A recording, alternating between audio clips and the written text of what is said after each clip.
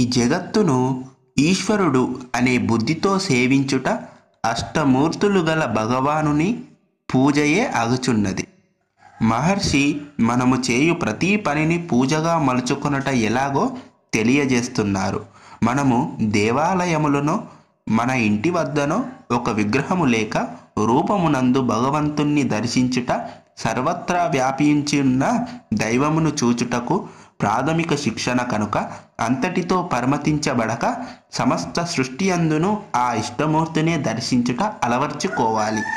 పంచభూతములు సూర్యచంద్రాదులు జీవుడును అష్టమూర్తులు అంటారు.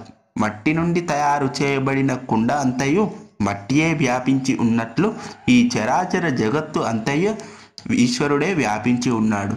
కనుక ఏమి చేస్తున్నను, ఏ జీవరాశితో ప్రవర్తిస్తున్నను ఈశ్వరునితోనే ప్రవర్తిస్తున్నాను అన్న భావనతో జీవించిన మనము చేయు ప్రతి పనియు అష్టమూర్తులుగా ప్రకాశించుచున్న భగవానుని పూజయే అవుతుంది. ఓం నమః శివాయ.